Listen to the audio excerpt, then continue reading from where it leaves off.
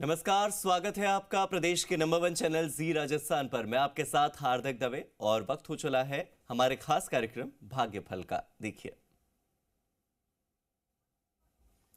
और अब हम चूंकि भाग्य फल की बात करने जा रहे हैं, हम बात करने जा रहे हैं कि आज का दिन कैसा रहने वाला है। तो चलिए, ज्योतिष शास्त्र में जो ये माना जाता है, ऐसी एक मान्यता है कि जब भी कुंडली में ग्रहों की स्थिति अनुकूल नहीं होती है तो ऐसे में व्यक्ति को शादी होने में बाधाओं का सामना करना पड़ता है। हो सकता है कि आप भी उनमें से एक हो, या आपके घर में भी ऐसा कोई ना कोई केस जरूर हो जहां पर सब कुछ अच्छा होते हुए भी शादी नहीं हो रही, या फिर शादी की बात तय हो जाती है लेकिन बिना किसी कारण के, या कई बार छोटे मोटे कारणों से वो शादी टूट जाती है। और इस तरह की स्थिति से निकलने के लिए कुछ ज्योतिष शास्त्र में उपाय बताए गए हैं और इन्हें करने से शादी के जल्द ही योग बन जाते हैं। अब इसी विषय पर हमें विस्तार से जानकारी देने के लिए हमारे साथ हमारे खास मेहमान जुड़ गए हैं।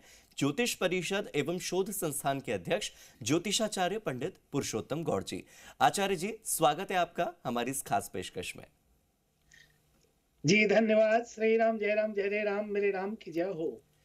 तो चलिए, हम अपनी बातों की शुरुआत करें, लोगों के समस्याओं का समाधान दें। उससे पहले समस्याएं आनी भी तो ज़रूरी हैं। तो हमारे दर्शक जिनके पास समस्याएं हैं, परेशानियां हैं, दिक्कतें हैं, कोई शंका है, तो सीधे हमसे जुड़ सकते हैं। अभी के अभी आप हमारे साथ जुड़कर पंडित जी से अपनी समस्या का हल जान सकते हैं। नंबर आपकी टेलीविजन स्क्रीन पर है, 0120715377।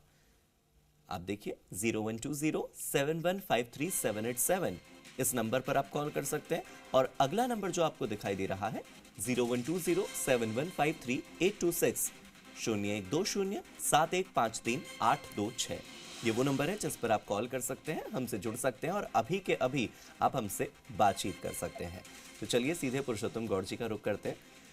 पुरुषोत्तम जी, आज तो एक ऐसा विषय हमने उठाया है कि मुझे लगता है कि शायद ही कोई ऐसा घर होगा जो इस समस्या से अछूता हो। शायद ही कोई ऐसा व्यक्ति होगा जिसके जीवन में कोई ऐसा व्यक्ति ना हो जिसमें सब कुछ परफेक्ट है लेकिन बस शादी नहीं हो रही है। पता नहीं क्यों योग नहीं बनते। ये योग क्यों नहीं बनते?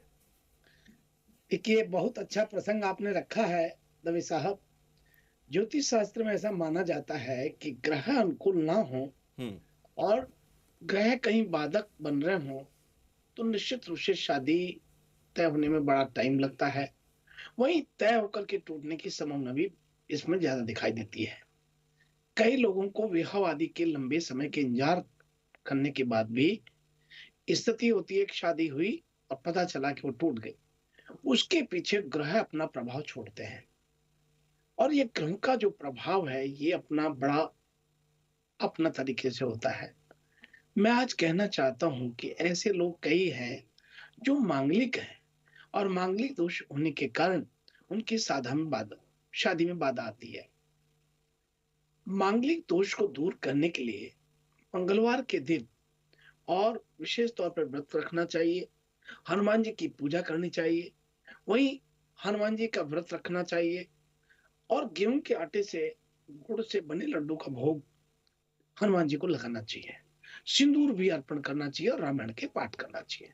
खास तौर पे बालकांड का पाठ जरूर करना चाहिए। मान लीजिए किसी की शादी में देरी हो रही है तो आप भगवान शिव या राम कृष्ण की पूजा नहीं करें। इसमें विवाह देरी और होता है। विवाह में देरी से बचने के लिए माँ पार्वती, राम सीता, कृष्ण राधा युगल प्रतिभा की पूजा करनी चाहिए। युगल पूजा की पूजा करने से लड़का या लड़की जिसका भी विवाह होता है, विवाह के योग हैं, उनको देरी नहीं होती और शीघ्र विवाह बनने लगता है।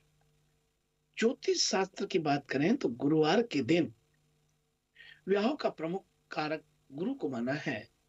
गुरुवार की स्थिति अनुकूल नहीं होने पर विवाह में देरी होती है। इससे ग्रह नाराज होते हैं और स्थिति ये होती है कि बनते बनते कर्म अचानक बिगड़ जाते हैं। ऐसे में आपको यहाँ ग्रहों को पक्ष में करने के लिए गुरुवार के दिन चने की दाल और केला और हल्दी केसर का सेवन करना शुरू करें। यानी हल्दी का स्नान करते समय पानी में डालें, हल्दी का तिलक लगाएं और हल्दी दूध में डालकर पिए और केले का गाय को दान करें। केसर का तिलक भी लगाएं या केसर को दूध में पिएं या फिर गुरुवार का व्रत करें। तो इस प्रकार से बहुत छोटा-सा कार्य है ये, लेकिन इसे करने से निश्चित रूप से हमें सफलता मिलती है। जी। तो जी, पुरुषोत्तम जी, अभी तो आपने वो बात की जो माता पिता को करनी चाहिए कि अगर बच्चों की शादी न हो पा रही हो, योग न बन रहे हो तो क्या करना है, लेकिन आज है युवा दिवस। तो चलिए थोड़े युवाओं के मन की भी बात कर ही लेते हैं। युवाओं के मन की बात तो यही है कि हर किसी के पास कोई ना कोई ऐसा है जिससे वो शादी करना चाहते हैं, लेकिन शादी जी, हो नहीं पाती क्योंकि कई बार ऐसी अड़चनें आ जाती हैं कि कुंडली नहीं मिल रही है, या कई बार ज्योतिष शास्त्र के जानकार कह देते हैं कि आपकी शादी तो हो ही नहीं सकती। जब मन मिल जाता है और कुंडली नहीं मिलती, तो क्या ये भी एक बहुत बड़ी समस्या है? क्योंकि इसकी वजह से भी बहुत से लोग शादी नहीं कर पाते, इसमें भी फिर योग नहीं बन पाते। अब देखिए आपने ये जो प्रश्न किया है, ये बड़ा प्रश्न है हम्म। और ये ग्रहों का बड़ा रोल होता है, तभी होता है इसमें। और एक चीज़ मैं ज़रूर कहना चाहूँगा कि आजकल जो लव मैरिज करते हैं, हम्म। ये बल्कि बहुत अच्छा कर रहे हैं। जी। क्यों? हम ये मानते हैं कि हमारे ग्रहों की स्थिति में देखा जाए, तो राहु और शुक्र की स्थिति के कारण प्रेम विवाह होता है। हम्म। राहु के तीनों नक्षत्र काम त्रिकोण के अंतर्गत आते हैं, शुक्र के साथ स्थिति बनती है, तो फिर ये प्रेम विवाह की बात बनती है। लेकिन आज जो जितने भी शादियाँ हो रही हैं, हम्म। ये लव मैरिज हो रही है तो ही सफल हो रही है। क्योंकि लव कहीं और, शादी कहीं और, फिर वो घुट-घुट के जीना, फिर इधर-उधर बात करना, तो फिर पति को पत्नी को पसंद नहीं आता और हम्म। वो तलाक की नौबत बन जाती है। इससे आजकल तो लिविंग रिलेशन में 6 महीने रह करके, देख करके फिर शादी करने लगे हैं। तो ये एक आज जो प्रथा चल रही है वो एक अलग चीज़ है। और जहाँ ग्रहों की बात करें, जी। तो कुंडली में सप्तमेश और पंचमेश एक दूसरे के नक्षत्र में स्थित होते हैं, तो जहाँ तक कि प्रेम विवाह के योग बन जाते हैं। हम्म। यदि पंचम भाव और सप्तम भाव की युति, पंचम भाव और एकादश भाव, लगन भाव सप्तम भाव में हो, तो भी प्रेम भाव की स्थिति बन जाती है। जी। जहां तक का प्रेम विवाह लंबे समय तक चलता है, हम्म। ऐसी स्थिति यदि है तो। हम्म। अब यहाँ हम बात करते हैं कुंडली में प्रेम विवाह न होने के कारण प्यार का साक्षी होना और फिर उसकी असफलता का अनुभव करना हाँ। सबसे भयानक अनुभव होता है। बिल्कुल। कई बार आपकी शादी उस व्यक्ति से हो जाती है जिससे आप प्यार करते हैं, लेकिन बाद में साथ रहने में परेशानी हो रही है। हम्म। तो ये क्या है? ये शुक्र ग्रह होता है। जो शुक्र ग्रह के अशुभ प्रभाव होता है, तो प्रेम विवाह करने के बाद भी आगे परेशानी खड़ी हो जाती है। हम्म। ऐसे में क्या होता है कि कुंडली में पंचम भाव का स्वामी अष्टम भाव में जाकर नीच का हो रहा हो, हम्म। तो जातक को धोखा होता है प्यार में जी। और पूर्व जन्म के कर्मों के कारण प्रेम संबंधों में समस्या आती है। बिल्कुल। इसके कारण फिर वो प्रेम तो कर लेते हैं, विवाह भी कर लेते हैं, लेकिन चल नहीं पाता है। हाँ। जी, लेकिन एक आपने एक बहुत ही समाज की, मुझे लगता है, सबसे बड़ी समस्या को यहाँ पर इंगित किया, और वो यही कि शादी किसी और से, प्रेम किसी और से, ऐसे में जो सामाजिक ताना बाना है वो तो छिन्न भिन्न होता ही है। पारिवारिक विघटन के जो समस्याएं हैं वो हमें हर घर में देखने को मिलती है। तो ये जो कॉन्सेप्ट है कि पहले आप देखिए कि आपको किससे विवाह करना है, उसके बाद फिर आप योग पर जाइए, ज्योतिष पर जाइए, और फिर योग बनेंगे तो उसके बाद आप विवाह कीजिए, सब कुछ अच्छा होगा। अब क्योंकि विषय ऐसा है तो मुझे लगता है कि बहुत सारे लोग होंगे जो हमसे जुड़ना चाहते होंगे। अपने कॉलर्स का रुख कर लेते हैं और उनके सवाल ले लेते हैं। हमारे पहले कॉलर हमारे साथ जुड़ चुके हैं। जी, आवाज़ आप तक पहुंच पा रही हो तो अपना नाम बताइए और आपकी क्या समस्या है बताइए। पुरुषोत्तम गौड़ जी हमारे साथ हैं। हेलो। जी, हेलो गुरु जी, राम राम। राम राम जी बेटी। गुरु जी, मैंने अपनी बहन के बारे में पूछना है। मेरी बहन का नाम त्रिशला देवी है गुरु जी। उनके घर में रोग बहुत रहते हैं और कला क्लेश रहती है, तो गुरु जी इसके बारे में बताइए, उनके घर में क्या नुक्स है। नहीं, क्या नाम है उस बहन का? बहन का नाम है त्रिशला देवी और त्रिशला देवी नाम है, और वो पंजाब के ही है, मुकेरिया होशियारपुर जिला उनका। तो गुरु जी उनके घर में रोग बहुत है और कला क्लेश बहुत रहती है उनके घर में। ये कहते हैं कि हमारे घर में क्या दोष है, हमारे घर के बारे में बताना। देखिए बहन, यहाँ जो हम बात कर रहे हैं आपकी सिस्टर के लिए कि भाई उनको क्या प्रॉब्लम हो रखा है, बड़ा स्पष्ट है कि यहाँ ग्रहों की स्थिति प्रश्न कुंडली से मैं देख पा रहा हूँ। इसमें तो स्थिति ये होती है कि उनके घर में कोई देवी का या पितृ का दोष होता है और उसके कारण सब कुछ होने के बाद भी नहीं के समान स्थिति बन रही है। ऐसे में इतना सा कहना चाहूंगा कि उनको आप कहें कि वो प्रतिदिन रोजाना अपने हाथ से काले कुत्ते को रोटी देना शुरू करें और गाय को प्रथम रोटी निकाल के देना शुरू करें। यदि वो ऐसा करते हैं तो उन्हें निश्चित रूप से लाभ होगा और घर में सुख शांति और स्वास्थ्य भी ठीक होगा। मुझे लगता है कि शायद उपाय मिल गया होगा जो हमारे कॉलर हमारे साथ जुड़े थे उन्हें। और अब हम अगले कॉलर का रुख कर लेते हैं। हमारे अगले कॉलर हमारे साथ जुड़ चुके हैं। जी, अपना नाम बताइए और अपनी समस्या रखिए। जी आयुष्मान राजेंद्र जी बीकानेर से बोलिए, क्या हाल है, कैसे हैं? सर आपकी कृपा से सब ठीक चल रहा है। कुछ एक बहुत महत्वपूर्ण प्रश्न पूछ रहा हूँ। मेरी डेट ऑफ बर्थ है 17 सितंबर 65। समय जी। सुबह के 4 बजे, स्थान बीकानेर। ये 16 की रात 17 की सुबह है जी। कुछ मेरा अभी शनि की महादशा चल रही है। ऐसा कहा जी। जाता है शनि, जब शनि अष्टम भाव में अष्टमेश की महादशा चल रही हो तो जीवन में काफी बड़े बदलाव होते हैं। और तो इसमें मुझे किस तरह की सिद्धियां या कोई चीज प्राप्त होने की संभावना, किस क्षेत्र में उन्नति होगी जिससे मेरी जीवित रहते पहचान में और बाद में भी लोग मुझे अच्छे उस चीज के लिए याद करें। देखिए, आपका कर्क लग्न में जन्म हुआ है और शनि आपका अष्टमेश है।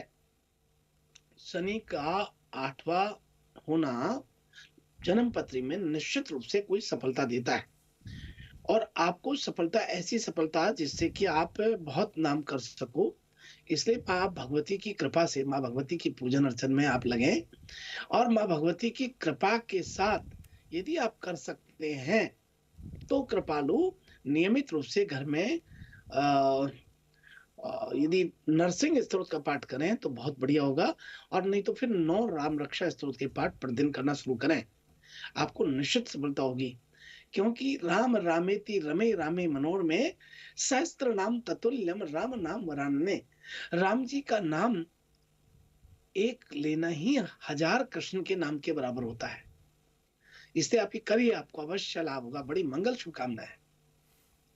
तो चलिए अब अगले कॉलर का रुख कर लेते हैं। वो भी हमारे साथ जुड़ चुके हैं। हमारे अगले कॉलर, आपका नाम बताइए और क्या समस्या है वो रखिए। हेलो जी। जी। सर, प्रदीप कुमार नाम है मेरा, जयपुर से बोल रहा हूँ जी। और मेरे बच्चे के लिए पूछना चाहता हूँ। मेरे बच्चे का नाम है भरत, उसका जन्म जी। है 26 दिसंबर, सुबह 7:30 बजे का टाइम है। 26 वो दिसंबर सन कौन सा? वो इतना जिद्दी है, कुछ काम 26 धंधा कुछ दिसंबर नहीं करता है। सन कौन सा? सन कौन सा? हेलो, सन कौन से सन 2000 है में? उसका जन्म, सन 2000 का है। हाँ, जी जी जी जी जी जी जी। और देखिए, वो जिद्दी हैं और वो मानते नहीं है, वो सिंध की है, ये सब कहना चाहते हैं ना? हाँ जी। आपका जन्म पत्री में आपकी संतान 2 होती है, एक लड़का नहीं 2 संतान होती हैं, और बृहस्पति की महादशा है। और बृहस्पति वो सूर्य की महादशा है बच्चे को, और शुक्र का अंतर और सूर्य का ही परतंत्र। और यहाँ चतुर्ग्रही योग लगन में हो रखा है। चतुर्ग्रही योग बहुत बड़ा योग होता है, लगन में हो रखा है। भाग्यवश केतु शुभ ग्रहों के मध्य बैठा हुआ है। ऐसे में सब कुछ अच्छा होते हुए भी नहीं के समान हो रखा है। नैसर्गिक पाप ग्रह होने के कारण सारी स्थिति परिस्थिति आपके अनुकूल नहीं बन पा रही है। ऐसे में आप कृपालु ऐसा करें कि अपने बेटे से एक रोटी पर थोड़ा सा गुड़ रख करके गाय को देना शुरू करें गुरुवार के दिन से, और गुरुवार को गाय को केले भी खिलाएं। गुरुवार को जब केले आप खिलाएंगे गाय को तो अवश्य इसका स्वभाव बदलेगा और ये काफी अच्छा स्थिति में अपने आप को फील करेगा। तो आप प्लीज ये करिए, आपको अवश्य लाभ होगा। बड़ी मंगल मंगल शुभकामनाएं आपके लिए। तो चलिए अब मुझे लगता है कि समाधान मिल गया होगा। हमारे साथ प्रदीप जी जुड़े थे, उन्हें अब अगले कॉलर का रुख कर लेते हैं और अगले कॉलर क्या कहना चाहते हैं उनसे भी जान लेते हैं। जी बताएं। हेलो, हाँ राम जी। राम पंडित जी। जी राम राम। पंडित जी, मैंने अपने मौसा जी के बारे में पूछना, उनका नाम है मेहर सिंह। पंडित जी, मुझे डेट ऑफ बर्थ तो नहीं पता। पंडित जी, मैंने ये पूछना था कि इनके घर में लड़ाई झगड़े बहुत होते हैं, बाप बेटे मिल के आपस में झगड़ते रहते हैं, और उनके बहू भी बहुत बीमार रहती है, बेटा भी। कोई ना कोई तो रोग उनके घर में रहता है और आपस में मेरे फैमिली वाले आपस में झगड़ते रहते हैं। कोई उसकी बात नहीं मानता, कोई दूसरे की नहीं मानता। तो मुझे बताइए कारण क्या है, और रोग बहुत है, उपाय बताइए। तो आप ऐसे कीजिएगा कि इनको प्रतिदिन काले तिल 11 किलो काले तिल लीजिए, उसे क्रश करिए मशीन में, मिक्सी में, फिर उसमें घी और बूरा मिलाइए और दोनों को मिश्रण करके और इनके ऊपर से एक मुट्ठी निकाल करके 7 बार घुमाएं, फिर वापस उसमें मिला दें और उसमें से एक मुट्ठी रोज काले तिल घी बूरा मिले हुए संध्या के समय चींटियों को डालना शुरू कर दीजिए। अवश्य ठीक होगा और सब कुछ नॉर्मल होगा। बड़ी मंगल शुभकामनाएं आपके लिए। तो लगता है कि उन्हें भी समाधान मिल गया होगा। जो बात आपने बताई है, अगर उसे फॉलो करेंगे तो जल्दी जो गृह कलेश है वो खत्म होगा। अब अगले कॉलर का रुख कर लेते हैं। हमारे अगले कॉलर लाइन अप हो गए हैं हमारे साथ, सीधे उनसे बात करते हैं। हेलो जी, मैं ये पूछना चाहता हूँ कि मैं बेलपत्र चढ़ाता हूँ शिव जी के शिवलिंग पर, तो उसको मैं खा लेता हूँ चढ़ाने के बाद में, तो वो मेरे लिए कैसा रहेगा? देखिए, ये बील पत्र भगवान के चढ़ाना बहुत ही शुभ मानते हैं, लेकिन जहां बात करें उसे हम खा लें, ये एक अलग बात है।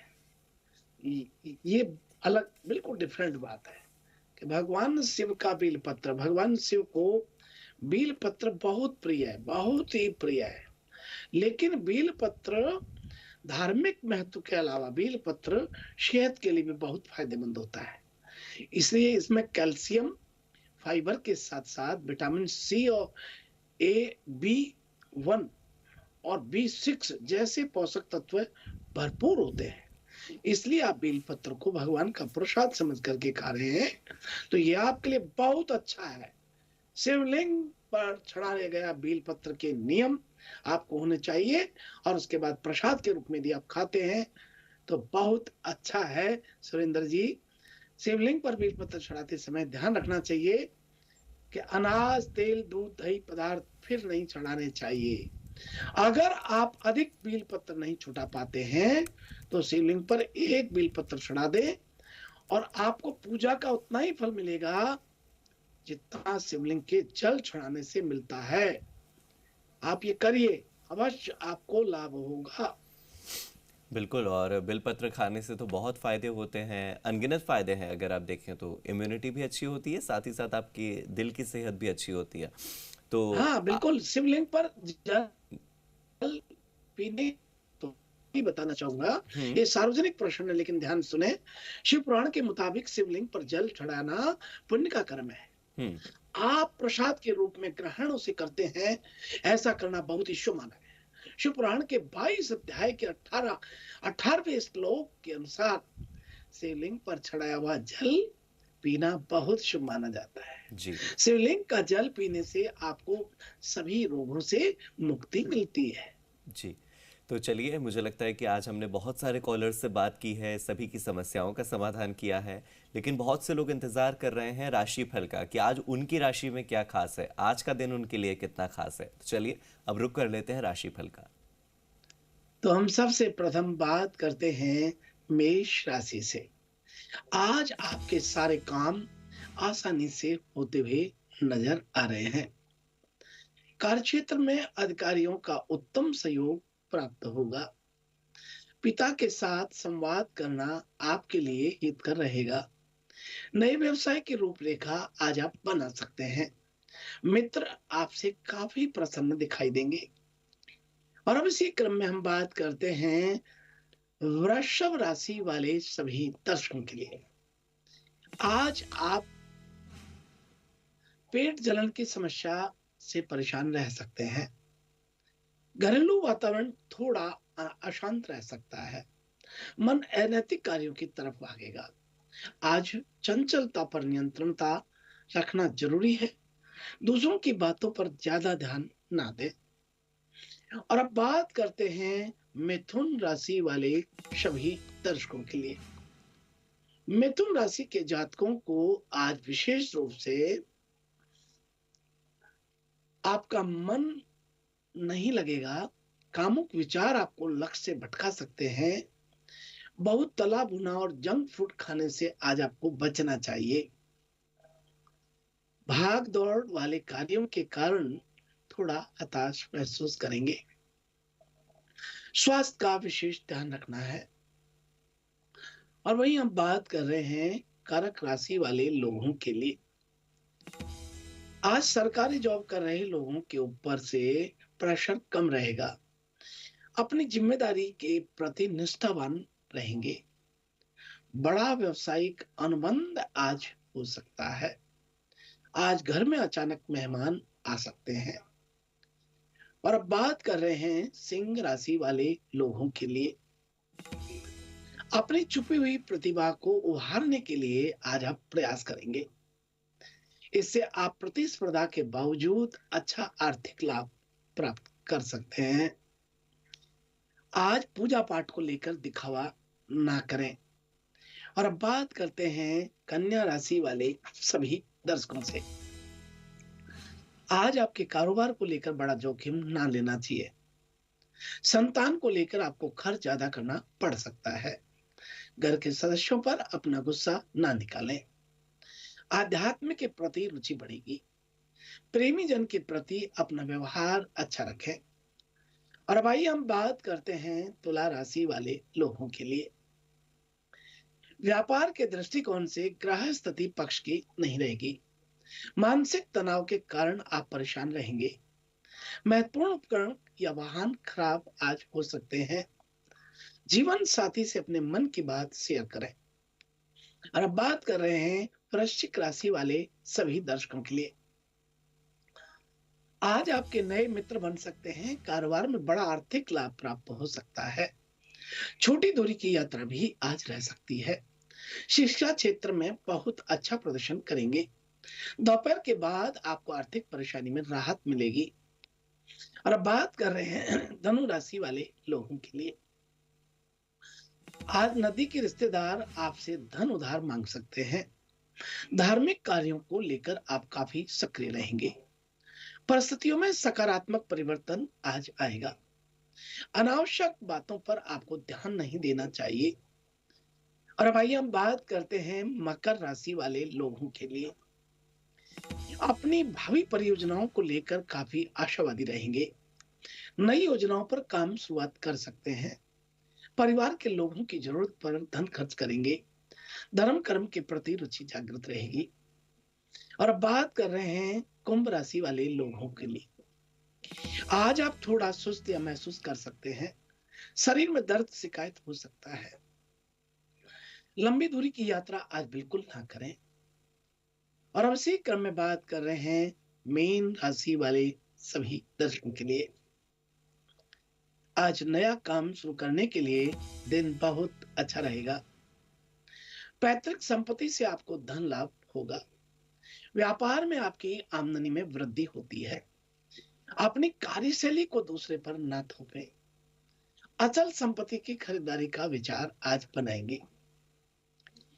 सामाजिक कार्यों में आप भाग आज ले सकते हैं। इस प्रकार से यह है आज का हमारा अपना राशिफल। तो चलिए, बहुत बहुत शुक्रिया आपका राशिफल के लिए भी और हमारे जितने दर्शक जुड़े उनके सवालों के जवाब के लिए भी। जी, शुभ प्रभात, शुभ आशीर्वाद। श्री राम जय राम जय जय राम, मेरे राम की जय हो। तो हमारे साथ पुरुषोत्तम गौड़ जी जुड़े हुए थे। विवाह में हो रही देरी को हमने लेकर भी हमने बातचीत की कि क्यों योग नहीं बनते, लव मैरिज अरेंज मैरिज में क्या बेहतर है, इस पर भी हमने बातचीत की। इसी तरह से आपके जीवन से जुड़ी समस्याओं का समाधान लेकर ये खास कार्यक्रम रोजाना आपके साथ आता रहेगा और करेंगे चर्चा भाग्य फल पर। अगले दिन हमारे साथ फिर जुड़िएगा इसी कार्यक्रम में। यहाँ रुकते हैं एक छोटे से ब्रेक के लिए। आप देखते रहिए जी राजस्थान।